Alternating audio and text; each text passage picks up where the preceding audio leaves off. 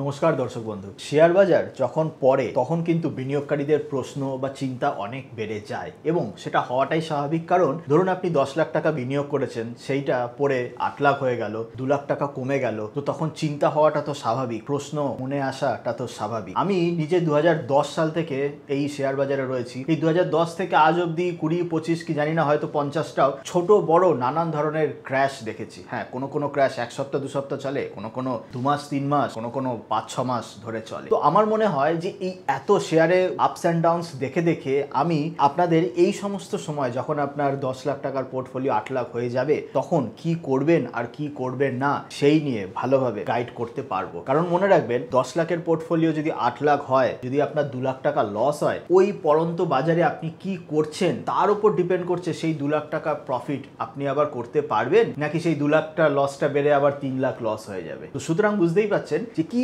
করবেন এবং কি করবেন না, ক্রিটিক্যাল টাইমে যখন এমার্জেন্সি টাইম আসে কি করবেন এবং কি করবেন না সেই নিয়েই আজকের ভিডিও, যাতে করে পড়ন্ত বাজারে আপনি এমন কিছু না করে ফেলেন যাতে করে আপনার লস আরো বাড়িয়ে দেয়। প্রচুর বিনিয়োগকারীদের সঙ্গে আমরা বিগত 10 বছর কথাবার্তা বলেছি। আমরা নিজেরা তাদেরকে নানান রকম যেহেতু সার্ভিস প্রোভাইড করি, তো আমরা জানি তাদের ইমোশন, প্লাস আমি নিজেও একজন বিনিয়োগকারী হিসাবে আমার ইমোশন সমস্ত কিছু নিয়েই আজকের এই ভিডিওতে আমি আপনাদের খুব গুরুত্বপূর্ণ কিছু পয়েন্ট, কিছু ডুজ অ্যান্ড ডোন্টস শেয়ার করব। তার মানে বুঝতেই পাচ্ছেন, ভিডিও শেষ অবধি মনোযোগ সহকারে যদি শোনেন তাহলে কিন্তু অনেক কিছু শিখতে চলেছেন। প্রথমত খেয়াল করে দেখবেন, বিনিয়োগকারীরা রিসেন্ট জিনিস খুব মনে রাখে। মানে এটা কি, ধরুন আপনি 10 লাখ টাকা বিনিয়োগ করলেন, 6 মাসে সেই 10 লাখ টাকাটা 15 লাখ হয়ে গেল, 5 লাখ প্রফিট হয়ে গেল। তো আপনি ভাববেন এই 5 লাখ, আরে 10 লাখে 5 লাখ প্রফিট হয়েছে, তাহলে আরো 10 লাখ বিনিয়োগ করি, আরো বেশি টাকা বিনিয়োগ করি। আবার উল্টোটা, ধরুন 10 লাখ বিনিয়োগ করে সেই 10 লাখটা কমে 7 লাখ হয়ে গেল, 3 লাখ টাকা লস হলো, তখন বিনিয়োগকারীরা ভাবে যারে 3 লাখ টাকা চলে গেল,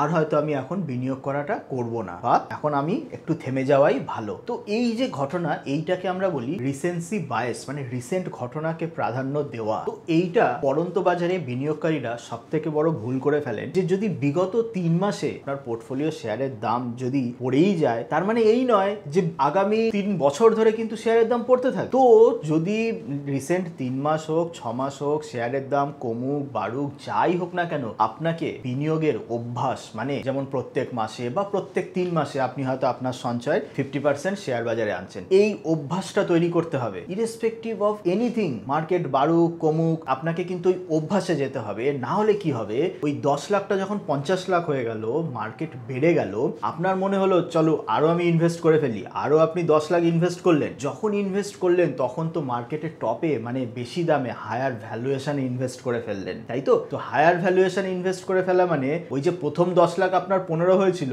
তারপরে 10 লাখ কিন্তু 15 লাখ হওয়ার সম্ভাবনাটা কমে গেল। উল্টো দিকে যদি আপনার 10 লাখের বিনিয়োগ 8 লাখ হয়ে গেল, 8 লাখ হয়ে গেলে আপনার একটু ভয় লাগবে, ঘাবড়ে যাবেন, ভাববেন যে হয়তো আগামী দিনে আর বাড়বে না, তাই বিনিয়োগ করছেন না। কিন্তু সেটা করলে কি হলো, আপনি কম দামে শেয়ারে বিনিয়োগ করার অপরচুনিটি হারিয়ে ফেললেন। তো তাই প্রথম লেসন, রিসেন্সি বায়াসে ভুগবেন না। রিসেন্ট কি হচ্ছে সেইটা না ভেবে বিনিয়োগের অভ্যাস তৈরি করুন। মার্কেটে যাই হয়ে যাক না কেন, আশেপাশে যাই হোক না কেন, আমি এই অ্যামাউন্ট বা আমি আমার সঞ্চয়ের এই অ্যামাউন্ট শেয়ার বাজারে আনবো, এই অভ্যাসটা আমরা প্রত্যেকটা সফল বিনিয়োগকারীদের মধ্যে লক্ষ্য করেছি। তাই সফল বিনিয়োগকারী হতে গেলে প্রথমেই এই অভ্যাসটি রপ্ত করুন। দ্বিতীয়ত, আমরা দেখেছি বিনিয়োগকারীরা মার্কেট যখন পড়ে তখন অনেকটা ঘাবড়ে যায়। হ্যাঁ, ঘাবড়ে যাওয়াটা স্বাভাবিক। আমি যদি আমার হার্ড আর্ন মানি, আমার 1 লক্ষ টাকার হার্ড আর্ন মানিটাও যদি 80,000 হয়ে যায়, আমি ভয় পেয়ে যাব, আমি ঘাবড়ে যাব, আমি চিন্তিত হব। এইগুলো তো মানে বেসিক হিউম্যান ইমোশন। কিন্তু আপনাকে একটা জিনিস মনে রাখতে হবে, যে এই যে ভারতবর্ষের মতো দেশে শেয়ার বাজার আগামী 3 বছর 4 বছর 5 বছর,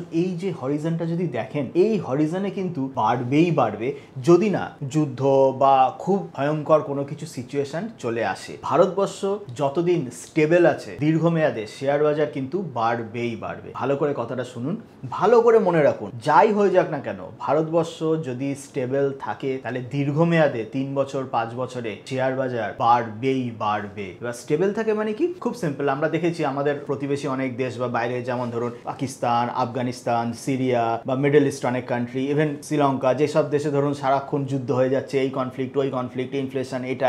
তো সেই সব দেশে কি, যেমন পাকিস্তান, ওদের শেয়ার বাজার বলে কিছু নেই, বা শেয়ার বাজার থাকলেও সেখান থেকে নিচের দিকেই যায়, খুব কম মানুষ পার্টিসিপেট করে। তো আমরা সকলেই খুব ভাগ্যবান যে আমরা ভারতবর্ষের মতো এত স্টেবল কান্ট্রি, মানে one of the largest emerging এবং ফাস্টেস্ট গ্রোয়িং ইকোনমিতে জন্মগ্রহণ করেছি, এই প্রেজেন্ট সিচুয়েশনে আছি। আছি এটা অবভিয়াসলি আমরা প্রত্যেকেই ভাগ্যবান। তো এই অপরচুনিটি আমাদের হারালে চলবে না। আমাদের মনে রাখতে হবে ভারতবর্ষ যত দিন স্টেবল থাকবে দীর্ঘমেয়াদে শেয়ারের দাম বাড়বেই বাড়বে, ওভারঅল মার্কেট বাড়বেই বাড়বে। তাই শর্ট টার্মে 3 মাস 4 মাসে আপনার পোর্টফোলিও ভ্যালু এটা ওটা যাই হয়ে যাক না কেন, যতটাই পড়ুক না কেন, যদি 30, 40, 50%ও যদি পড়ে যায়, মনে রাখতে হবে ঠিকঠাক পাথে থাকলে আপনার কিন্তু সেই জিনিসটা রিকভার হবেই হবে। তাই সেকেন্ড লেসন, যাই হয়ে যাক না কেন ঘাবড়ে যাবেন না, মনে রাখবেন ইন্ডিয়ান মার্কেট দীর্ঘমেয়াদে বাড়বেই বাড়বে। 3 নম্বর আমরা যে পয়েন্টটা ডিসকাস করব সেটা এইরকম যে আচ্ছা একবার ভেবে দেখুন তো, এই যে সচিন তেন্ডুলকর এত বড় ক্রিকেটার, মানে তাদের এত রেকর্ডস, কেন জানেন? এমন কি যে সচিনের থেকেও আরো ট্যালেন্টেড কোনো ক্রিকেটার পৃথিবীতে নেই? তা কিন্তু না। সচিন তেন্ডুলকর এত রেকর্ডের একটা প্রাইমারি কারণ সচিন তেন্ডুলকর কিন্তু হিউজ মানে লং পিরিয়ড ধরে খেলে গেছিলেন, দীর্ঘ 24 বছর মোটামুটি ওনার কেরিয়ার। তো এই যে দীর্ঘ 24 বছর ধরে উনি খেলে গেছিলেন, এইটা খুব কম প্লেয়ারই খেলতে পারে। তার জন্য সচিন তেন্ডুলকরের এমন কিছু রেকর্ড আছে যেটা আজকালকার দিনের প্লেয়াররা মানে সেটাকে ব্রেক করবে, সেইটা ওয়ান টাইপ অফ ইম্পসিবল লাগে। খালি সচিন তেন্ডুলকর না, আমরা ইনভেস্টমেন্ট জগতে ওয়ারেন বাফের নাম খুব শুনেছি, one of the most successful investor এবং একদা সারা পৃথিবীর দ্বিতীয় বৃহত্তম রিচেস্ট পার্সন ছিলেন। তো এই ওয়ারেন বাফের যদি আপনি দিকে তাকান, এখন ওনার বয়স 93 বছর মোটামুটি। তো এই ওয়ারেন বাফে কেন এত সাকসেসফুল, মানে সেকেন্ড রিচেস্ট পার্সন? কারণ উনি প্রায় 75 বছরেরও বেশি সময় ধরে এই শেয়ার বাজারে বিনিয়োগ করে গেছেন। ভাবতে পারছেন 75 বছর? আমরা তো 75 বছর বাঁচবো কিনা সেটাও ভাবতে পারি না। এই কথাগুলো কেন বলছি, যে যত লম্বা টাইম আপনি পিচে ধরে থেকে খেলবেন, টেস্ট ক্রিকেটে কি হয়, আপনি যদি একদিন খেলতে থাকেন আপনি বেশি রান করবেনই করবেন, তাড়াতাড়ি আউট হয়ে গেলে কম রানে আউট হয়ে যেতে হবে। তো যত দিন, যত লম্বা টাইম আপনি এই শেয়ার বাজারে কাটাবেন, তত আপনাকে এই বাজার ধনী করে তুলবে। মুশকিলটা এইটা হয়, মার্কেট যখন হঠাৎ পড়ে যায় তখন অনেক বিনিয়োগকারী হয়তো লসের জন্য মার্কেট ছেড়ে দেয় বা মার্কেট থেকে পজ নিয়ে নেয়, 6 মাস 1 বছরের জন্য হয়তো ব্রেক নিয়ে নিল। এই যে ব্রেক নিয়ে নিচ্ছেন না, এইটা কিন্তু আপনার ওয়েলথ ক্রিয়েশন জার্নি যে একটা খুব বড় বাধা হয়ে দাঁড়ায়। তো সব সময় মনে রাখবেন, যাই হয়ে যাক না কেন মার্কেটে পিছে ধরে থাকবেন, মানে বেরিয়ে যাবেন না। এই শেয়ার বাজার থেকে বেরিয়ে যাওয়া মানেই কিন্তু আপনার ওই যেমন বলে না ক্রিকেটারদের কেরিয়ারে ব্রেক হয়ে যাওয়া, এইখানে আপনার ব্রেক হয়ে যাওয়া, যেটা আপনার ওভারঅল রেকর্ডকে ইম্প্যাক্ট করবে। তো থার্ড লেসন, যাই হয়ে যাক ধরে থাকবেন, মানে শেয়ার বাজারে ইনভলভ হয়ে থাকবেন। সবসময় মনে রাখবেন যত বেশি সময় ধরে আপনি ইনভলভ থাকতে পারবেন, তত আপনার ওয়েলথ ক্রিয়েশনের চান্সেস ব্রাইট। এরপরে আমরা শেয়ার বাজার পড়ে গেলে আপনার পোর্টফোলিওর যে শেয়ারগুলো আছে, সেই সমস্ত শেয়ারের কি করবেন, কোনটাকে কিভাবে দেখবেন, সেই বিষয়ে আমরা একটা ওভারভিউ দেব। কিন্তু তার আগে আমরা বলে নিই যে আমরা যখন শেয়ার বাজারে বিনিয়োগ করি তখন আমরা ট্রেডিং এবং ডিম্যাট অ্যাকাউন্ট লাগে, এবং এই ট্রেডিং অ্যান্ড ডিম্যাট অ্যাকাউন্টের জন্য আমরা অনেকেই ফ্রি ডিম্যাট অ্যাকাউন্ট তো খুলি, তারপরে ব্রোকারেজ পে করতে হয়। তো আমি নিজে এমস্টক বাই মিরে অ্যাসেট ইউজ করছি, যাদের কিন্তু ব্রোকারেজ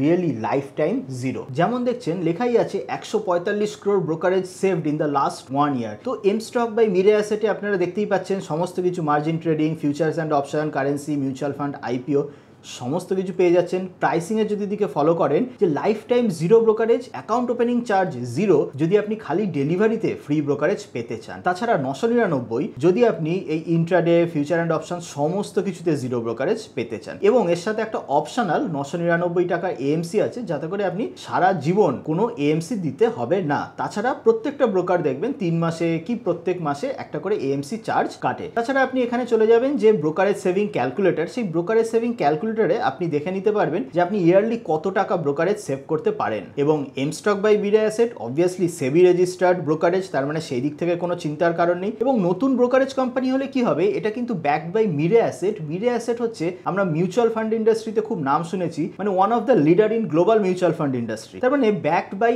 আ গুড প্যারেন্ট। আমার নিজেরও অ্যাকাউন্ট আছে, সুতরাং আপনারা এই এমস্টক প্ল্যাটফর্মটা চেক করে দেখে নিতেই পারেন।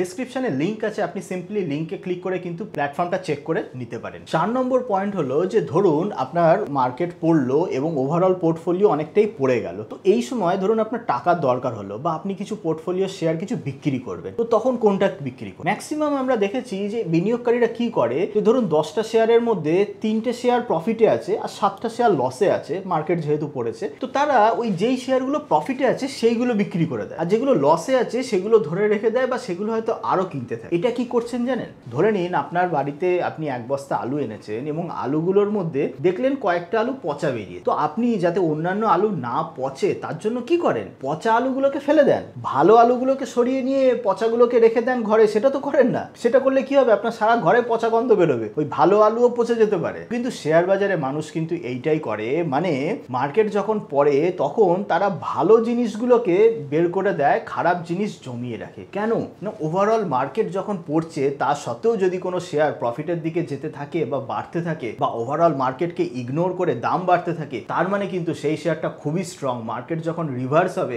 তখনও মোস্ট লাইকলি সেই শেয়ারটা কিন্তু আরো তেজিতে বাড়বে। আর যেই সমস্ত শেয়ার পড়ছে বা মার্কেট যতটা পড়ছে তার থেকেও বেশি পড়ছে, সেই সমস্ত শেয়ারগুলোর দিকে ভালো করে নজর দিতে হবে, যাতে করে সেইখান থেকে যদি কিছু হয় যে সেইগুলোকে কোনো একটাকে রিপ্লেস করা, কোনোটাকে বের করে ভালো দিয়ে যাতে রিপ্লেস করা, যাতে মার্কেট যখন ঘুরবে তখন যাতে আপনার পোর্টফোলিও খুব তাড়াতাড়ি রিকভার করতে পারে। এই জিনিসটা নিয়েই আমরা আমাদের বই হাউ টু অ্যাভয়েড লস এবং মাল্টিব্যাগার স্টকস, এটা তো আমরা অনেক কিছু বলেছি। আমরা জানি, আমরা আগেও বলেছি যে বই হলো সব থেকে কম দামে অনেক কিছু জিনিস শেখার একটা বেস্ট অপশন। তো আমার যে বেঙ্গলি ভার্সন বুক, সেটা আপনি অ্যামাজন বা ফ্লিপকার্টে চেক করে দেখে নিতেই পারেন। প্রচুর বিনিয়োগকারীরা প্রচুর ভালো ভালো রিভিউজ দিয়েছে। আপনি সিম্পল অ্যামাজনে গিয়ে প্রসেনজিৎ পাল বেঙ্গলি বুক সার্চ করলে দেখবেন দুটো বেঙ্গলি বই চলে আসছে। রিভিউ পড়ে সমস্ত কিছু দেখে আপনি সেই বই কিন্তু কালেক্ট করতেই পারেন। 5 নম্বর পয়েন্ট, যে লার্নিং, শেখার বা ইনডেপথ অ্যানালিসিসের কিন্তু কোনো বিকল্প নেই। শেয়ারের দাম যখন পড়ে, কোনো একটা শেয়ার আপনার ওই 100 টাকা থেকে 80 টাকা হয়ে গেলে আপনি যদি সেই শেয়ারটা ভালো করে রিসার্চ করেন না, তো রিসার্চ করলে আপনি কনফিডেন্স পেয়ে যাবেন যে সেই শেয়ারটা ওই 80 টাকা থেকে কি আরো পড়তে থাকবে নাকি 80 থেকে ঘুরে 120 হবে। তো এই রিসার্চটা মার্কেট পড়ার সময় ইনডেপথ স্টাডি রিসার্চ একেবারেই মাস্ট। কারণ এই রিসার্চটা যদি আপনি না করেন, আপনাকে আশেপাশে বিনিয়োগকারীরা কি করে, একে জিজ্ঞেস করে, ওকে জিজ্ঞেস করে, আমাদেরকেও জিজ্ঞেস করে এটা কি করবো, ওটা কি করবো। তো যে যাই বলুক না কেন, এটা বাড়বে ওটা কমবে, দেখবেন আপনার কোনোদিনই অতটা কনফিডেন্স আসবে না। তো আপনি অন্যের থেকে স্টক রেকমেন্ডেশন নিতেই পারেন, কিন্তু সেই রেকমেন্ডেশন নেওয়ার সাথে সাথে বেসিক, একদম বেসিক জিনিস যদি শেয়ারে জানেন না, তো তাহলে এই মার্কেট পড়লে বা এই রকম টাইমে আপনি অনেক কনফিডেন্স পাবেন। তো তার জন্য অতি অবশ্যই ইনভেস্ট ইন নলেজ, যাতে করে যখন কোনো শেয়ারের দাম কমে যাচ্ছে আপনাকে ডিসিশন নিতে হবে বা আপনাকে ওভারঅল আপনি একটা ফিলিংস আনতে হবে যে এইটা যদি আমি ধরে রাখি তাহলে কি এর লস আরো বাড়বে নাকি ঘুরে যাবে। মনে রাখবেন, সমস্ত মার্কেট ফলে কি হয়, 10টা শেয়ার মার্কেট পড়লো, 10টা শেয়ারের দামই পড়ে গেল। তারপর যখন মার্কেট ঘুরবে, যেই 10টা শেয়ার সবারই দাম কি ঘুরে যাবে?